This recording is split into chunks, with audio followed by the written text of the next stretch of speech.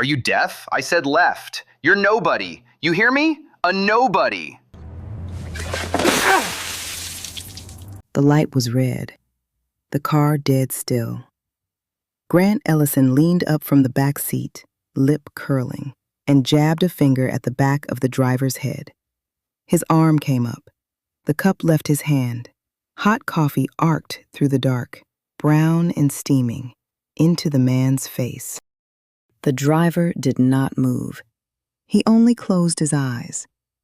Because in 11 hours, this man would walk into the most important room of his life and find that same face waiting for him.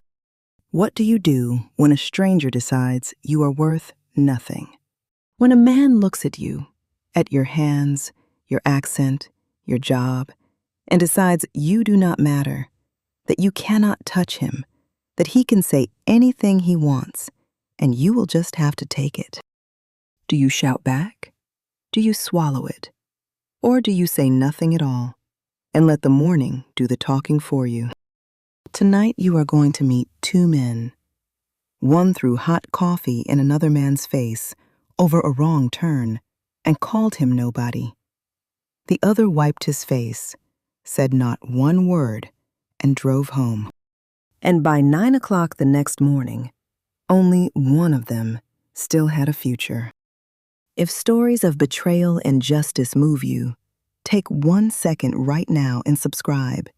It truly helps this channel grow. Now, let's begin. Let me tell you about the man in the driver's seat first, because he is the one you are going to be rooting for. His name was Kelechi Anosike. He was 56 years old. He had big, steady hands and a slow, kind way of talking. And clipped to the dashboard of his car was a small photo, gone soft at the edges from years of thumbs touching it. It was a photo of his father, a man named Nnamdi. Nnamdi Anosike had driven a taxi in this same city for almost 30 years. Nights, mostly. He drove so his son could sleep in a warm bed and stay in school. And Kelechi grew up knowing the sound of his father's key in the door at 3 in the morning and the smell of the cold night still on his coat. His father did not talk much, but there was one thing he said, and he said it more than once, and Kelechi never forgot it. One night, when Kelechi was a boy, his father came home with something dried and sticky all down the front of his shirt. A passenger had thrown a drink at him over the fare. Kelechi remembered being angry, so angry, small fists shaking. And his father just sat down slowly at the kitchen table and said, "Sit down, my son. Let me tell you something you will need your whole life. A man will show you exactly who he is," his father said, "by how he treats the person he believes cannot do anything for him. Watch that. Watch it closely. It is the truest thing you will ever see about anybody." Then his father folded that shirt away and went back out the next night and never spoke of it again. Kelechi carried those words like a stone in his pocket. He worked, he studied, he failed at things, and he got back up, and he built something.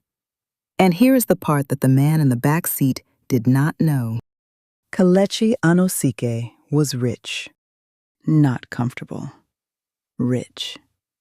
He was the founder and the quiet owner of Vantage Capital, one of the sharpest, most respected investment funds in the whole city. When a young company needed money to grow, real money, the kind that turns a good idea into a giant, they came to Vantage. They came to him. Kelechi had put his name on hundreds of millions of dollars, but almost nobody knew his face. He liked it that way. No magazine covers, no big parties. He gave the interviews to his partners. He stayed behind the glass. And once a month, on a night with no meetings, Kelechi did something that made his whole team shake their heads. He drove. He turned on the driver app, put on an old jacket, filled his thermos, and he drove strangers around the city for 6 or 7 hours. Not for the money.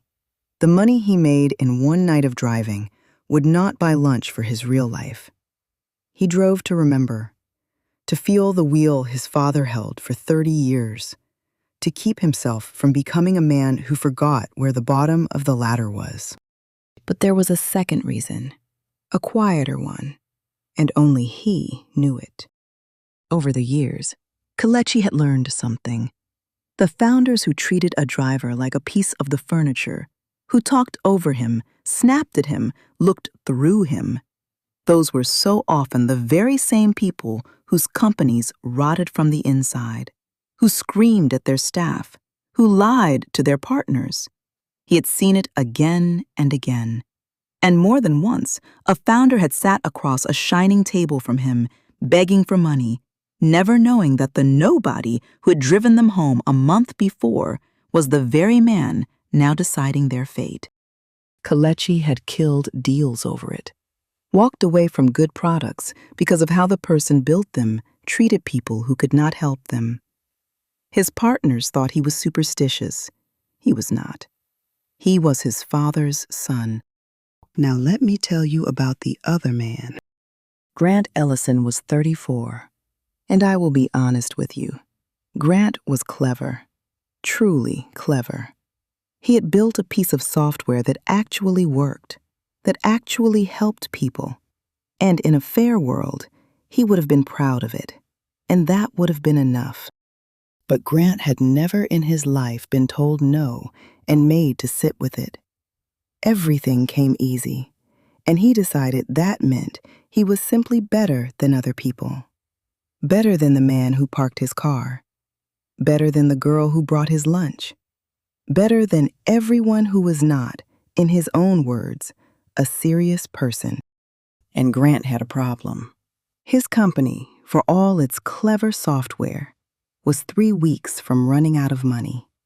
3 weeks from the doors closing and his name becoming a joke. He had one lifeline left, one meeting, a pitch. The next morning, at 9 o'clock, at a fund called Vantage Capital, the last big fund in the city that had not already turned him down. He had rehearsed for 3 weeks. He knew every slide. He knew every number cold. He had bought a new suit for it. There was only one thing about that meeting Grant did not know. He had never met the man who owned Vantage. Nobody had. The founder was famously, frustratingly private. All Grant had was a name on a document, a name he had read a dozen times and never once thought about. So on the night before the biggest morning of his life, wound tight as a wire from a meeting that had gone badly across town, Grant Ellison opened an app on his phone, and he ordered a car. The ping came through at 9:40 at night. Kelechi was 3 hours into his shift, calm, the city going gold and red outside his windows. He tapped accept. A short trip across town. He pulled up to the curb outside a glass office tower and waited. The back door opened hard. A man dropped into the seat without so much as a glance up. He was already talking into his phone, sharp and loud, and he did not say hello. No, Elena, listen to me. Listen. I don't care that it's late. I don't care that you have plans. I asked you for the deck by 7, and it's almost 10. Do I have to do every single thing myself? What do I even pay you for? Kelechi eased the car into traffic and said nothing. But he heard it. He always heard it. On the other end of that phone was a young woman, tired, being taken apart by a man who thought his time was made of gold and hers was made of nothing. Kelechi's hands stayed easy on the wheel, and somewhere far back in his mind, quietly, a small door opened. Watch how he treats the one he thinks cannot do anything for him. Grant hung up without a goodbye and threw the phone onto the seat. He blew out a long breath, all impatience. Then he leaned forward. "Are you going the right way? This doesn't look right." "The map has us on the fastest route, sir," Kelechi said gently. "There's some traffic on the main road, so it's taking us around." "Take the next left." Kelechi glanced at the map. The next left was wrong. It looped away from the destination. The road ahead was the correct one. "The left will take us back the way we came, sir. If we stay straight, "I said take the left." Grant's voice cut like a slap. "I know this city. I've lived here 10 years. Just do what you're told." So Kelechi, because the passenger is the passenger, took the left. And of course, 2 minutes later, the road curled them right into a wall of red brake lights, exactly where Kelechi had known it would. The car slowed to a crawl. Grant stared out at the sea of traffic, and Kelechi watched in the mirror as the man's face went from annoyed to furious, and then did the thing that men like Grant always do.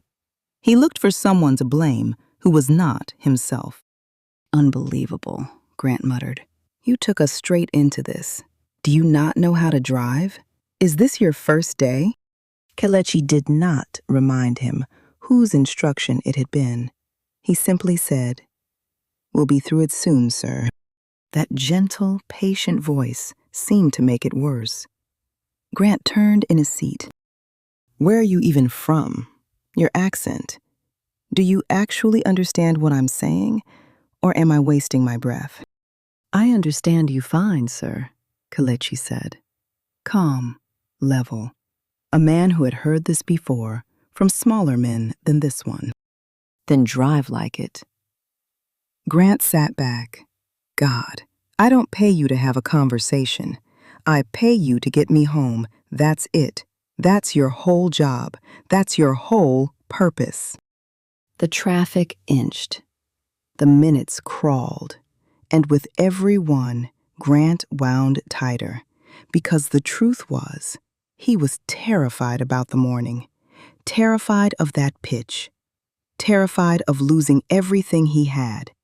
And instead of holding that fear like a man, he poured it out, all of it, onto the one person in the world he had decided did not count. "You've made me late," he said, though he had nowhere to be. "Do you have any idea who I am? Any idea? I run a company. I could buy the little company you drive for. I could have you gone with one phone call. One. You should be grateful I'm even in your car." Kelechi met his eyes in the mirror for one long, quiet second. And in that second, there was something Grant was far too blind to read. A deep, deep patience. The patience of a man who knows exactly how small this moment truly is, and exactly how large tomorrow is going to be. Then Kelechi looked back at the road. At last, the traffic broke. The car rolled up the quiet street toward Grant's building and stopped at a red light 1 block short. And that was the moment Grant Ellison chose to become the man you met at the very start of this story. He gathered up the paper coffee cup from the holder beside him, still hot, still more than half full. He leaned forward, right up behind Kelechi's head, and his lip curled, and his fingers stabbed at the air an inch from the back of the driver's skull. "You're nobody. You hear me? A nobody. You'll be driving this car until the day you die, and I'll be up there." He flung his hand at the glass towers. "And that's how it should be, because that is what you are." And then his arm came up, and the cup left his hand. Hot coffee arced through the dark of the car, brown and steaming, and splashed across the side of Kelechi's face and down over his collar and his shoulder, dripping onto the seat, onto his father's photo on the dash. Kelechi did not shout. He did not turn around. He closed his eyes for one moment, and he breathed. And then he slowly, calmly, wiped the coffee from his cheek with the back of his hand. The light turned green. He pulled up to the building. He put the car in park. Grant threw open the door, then dug in his pocket and flung a crumpled bill onto the wet seat. "For the cleaning," he sneered. "Not that it'll help." He slammed the door so hard the whole car rocked, and he walked into his lobby without once looking back, already forgetting the way you forget a stranger, the way you forget furniture. Kelechi sat alone in the quiet, dripping car. He looked down at the crumpled bill on the seat. He looked at the small photo of his father, beaded now with brown drops, and very gently, with one finger, he wiped it clean. He did not rage. He did not curse. He picked up the coffee cup from the floor of the car where it had rolled, and he did not throw it away. He set it carefully in the cup holder, upright, like a small thing to be kept. Then he glanced up at the little black dash cam mounted to his windshield, the one that runs the whole time, sound and picture, every single word. And a very small, very tired smile touched the corner of his mouth, just for a second. "Rest well, Mr. Ellison," he said softly to the empty seat. "It's a big morning tomorrow." Then Kelechi Anosike drove home through the dark, washed the coffee from his collar, hung his old jacket by the door, and slept the deep, easy sleep of a man with nothing on his conscience. While across the city, Grant lay awake until dawn, running his slides one more time and one more time, whispering the name of the fund that was going to save his life. The next morning, he was flawless, showered, sharp, the new suit crisp, the good watch on his wrist. He rode the elevator up to the top floors of a beautiful glass building, mouthing his opening line under his breath. A young woman met him at reception with a warm smile and walked him to a long conference room with a view over the whole city. "They're just finishing up," she said kindly. "Mr. Anosike likes to sit in himself on the pitches that matter. He'll be right in." Grant nodded, barely listening. The name meant nothing to him. He set out his laptop. He straightened his cuffs. He fixed his very best, most confident smile onto his face. Then the glass doors swung open, and the man who walked through it was not a stranger. The man who walked through that glass door was not a stranger. He was older, yes. He wore a beautiful dark suit now, sharp and quiet, instead of a worn jacket. But the hands were the same big, steady hands. The slow, easy way of moving was the same. And the face, the calm, patient face that Grant Ellison had thrown a cup of hot coffee at only 11 hours before, was exactly, unmistakably the same. Grant's confident smile froze on his face like ice on a window. His mind began to run. No, it can't be. It's a coincidence. Some men look alike. It's not him. It's not possible. The young woman at the door beamed. "Mr. Ellison, thank you for waiting. Let me introduce you. This is the founder of our fund, the man who built Vantage from nothing." She turned. "Mr. Kelechi Anosike." Kelechi Anosike. The name on the document. The name Grant had read a dozen times over 3 weeks and never once thought about. The name he had whispered in the dark all night like a prayer. It had a face now, and it was the face from the back of the car. The floor seemed to fall away beneath Grant's feet. Kelechi crossed the room, unhurried. He set a slim folder on the long table, and then, this was the part that turned Grant's blood to water. Kelechi smiled at him. A calm, gracious businessman's smile. He held out one of those steady hands.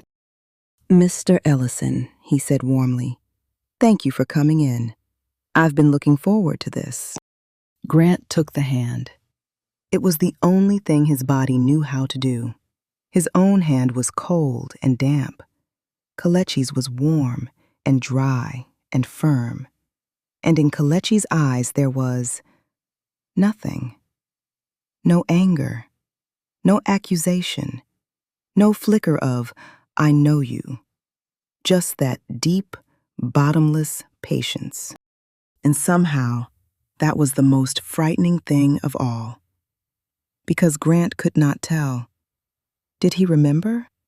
Did he not? Was it truly him, or was Grant losing his mind? He grasped at it like a drowning man grasps at water. Maybe he doesn't recognize me. Maybe I'm safe. Maybe last night was a different man in a different car. "Please," Kelechi said gently, gesturing to the chair. "Sit.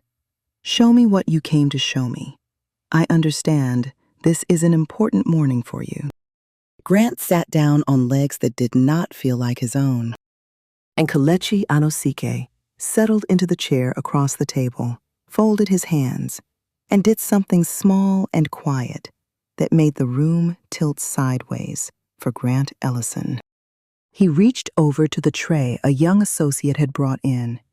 He picked up one paper takeaway coffee cup, the exact same kind, the exact same brand that had been in the holder of that car last night, and he set it on the table between them, right in the middle, upright, in easy reach. He did not look at it. He did not mention it. He simply left it sitting there. Grant's eyes went to that cup and would not come back. His mouth had gone dry as paper. Somewhere far off, Kelechi was saying, "Whenever you're ready, take your time." And Grant fumbled for his laptop, his hands shaking now, badly, in front of the whole room. He began to pitch, and it was a disaster. The clever man, the flawless slides, the numbers he knew cold, all of it came apart in his mouth. He lost his place. He repeated himself. His voice cracked on the third slide, and he had to stop and drink water. And his eyes kept sliding off the screen and back to that coffee cup in the center of the table, and back to Kelechi's calm, watching, waiting face. Halfway through, Grant simply ran out of words. He sat there in the silence of that beautiful room, sweating through his brand new suit. Kelechi let the silence sit for a long moment. Then he leaned forward, gently, and said, "Mr. Ellison, before we go any further, may I show you something?" And he took out his phone and set it on the table beside the cup. "I do this on every pitch that matters to me," Kelechi said, in that slow, kind voice. "I like to know who I'm really giving my money to. Not the person in the suit, the real one." He tapped the phone. "So, let me play you something I recorded recently. Tell me what you think of this man." He pressed his thumb to the screen, and the room filled with the sound of a voice. It was Grant's voice, snarling, cruel, thick with contempt, poured out into the dark of a car by a man who thought no one who mattered would ever hear it. "You're nobody, you hear me? A nobody. You'll be driving this car until the day you die." Then a wet slap of liquid. Then the hard slam of a door. The recording stopped.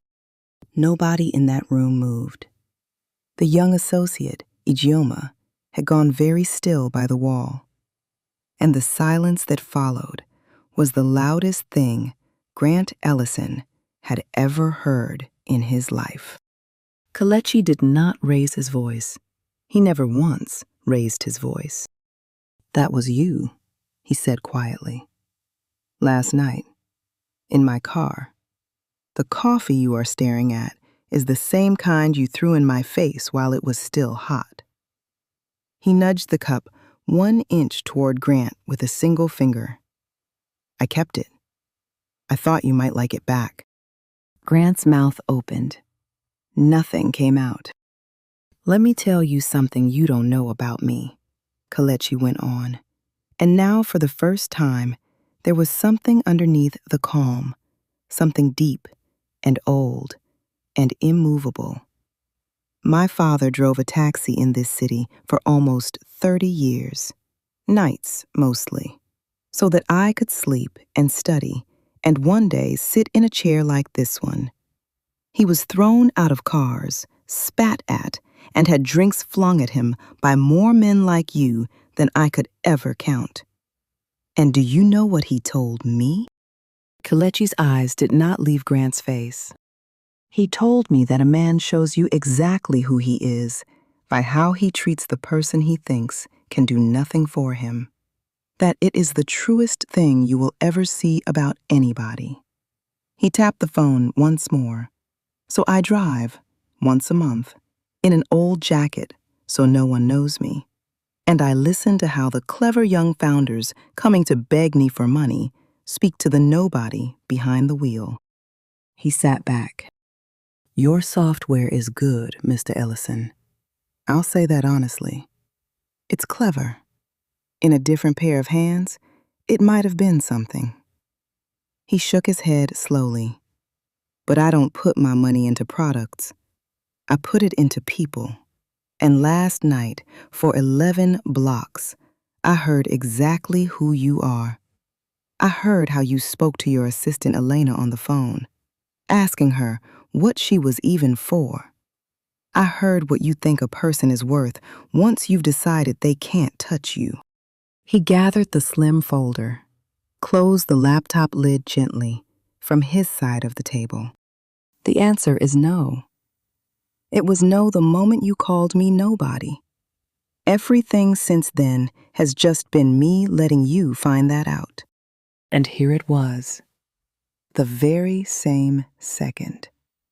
As Kelechi Anosike spoke the word no and killed the last hope Grant had left in the world, he was also, in that exact breath, standing up straight in a beautiful room he owned, in a life he had built with his own hands from the bottom of the ladder his father held for 30 years.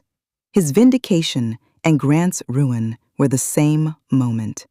One man rose as the other fell through the floor. Grant broke.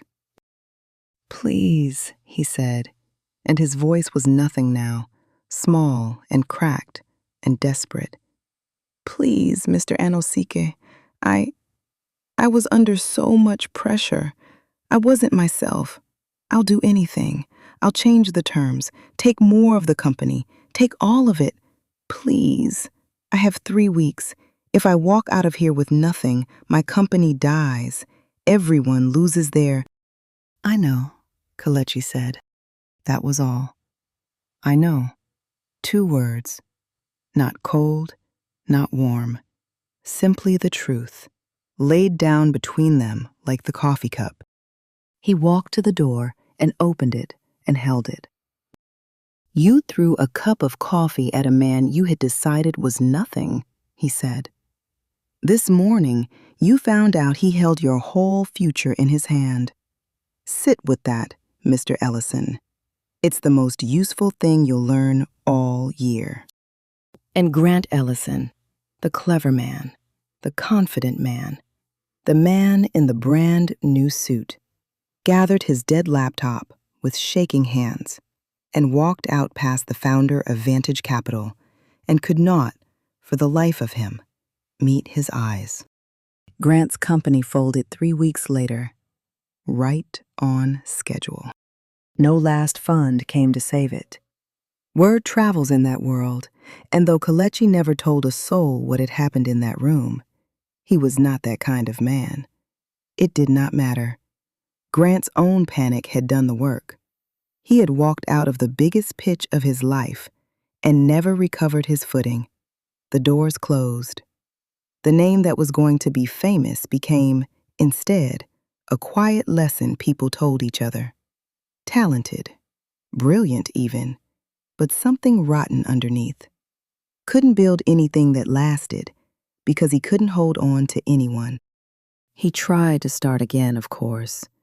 Men like Grant always try. But something in him had cracked in that conference room and never quite set right. Every time he walked into a meeting now, every time a driver or a waiter or an assistant stood in front of him, some small, cold voice would whisper, "You never know who they really are. You never know who's listening." He was more careful now. Not kinder, I don't think, just afraid. And fear is a thin, cold thing to build a life on. Now let me tell you about the good that came out of that morning, because there always is some. Elena, the young assistant Grant had screamed at on the phone, the one he asked what she was even for. She lost her job when the company died, but she landed on her feet, better than before, at a firm that saw what she could do and treated her like she mattered. She never knew that a rich man she had never met had once sat in a car in the dark and heard, in the way her boss spoke to her, everything he needed to know. She only knew that things got better. Sometimes that is how justice works. Quietly, in your favor, and you never even learn its name. And Kelechi Anosike? He went back to work. He funded 3 young founders that same season. A woman building something for nurses. A man from a neighborhood like the one he grew up in. A shy pair who could barely get their words out, but who had, he could tell, good and steady hearts. He drove them all around the block in his head, so to speak, and they passed. Not because they were polished, because of how they were, when they thought it did not count. And once a month, on a quiet night, he still turned on the app, still put on the old jacket, still filled his thermos and drove strangers through the gold and red of the city, to remember, to stay his father's son. On the shelf in his office, up high where he could see it from his desk, he kept 2 things side by side. A soft, worn photograph of a man named Namdi, who drove a taxi for 30 years so his boy could fly. And 1 empty paper coffee cup, kept upright, like a small thing worth keeping. Because it reminded him, every single day, of the truest thing he ever learned. So here is what I want you to carry out of this story. The world will always have men like Grant. Men who look at your hands, your job, your accent, and decide in 1 second that you are nothing, that they can say anything to you, do anything to you, because you cannot touch them. But listen to me. You never, ever know who is sitting quietly in front of you. The person you think can do nothing for you may be holding your whole future in their hands. The one you talk down to today may be the one at the top of the table tomorrow. So do not be kind because of who someone might turn out to be. Be kind because of who you are. Treat the driver, the cleaner, the stranger, the nobody, exactly the way you treat the one who could change your life, because that, and only that, is the truest thing anyone will ever see about you. Grant's father never told him that. Kelechi's did, and that made all the difference in the world.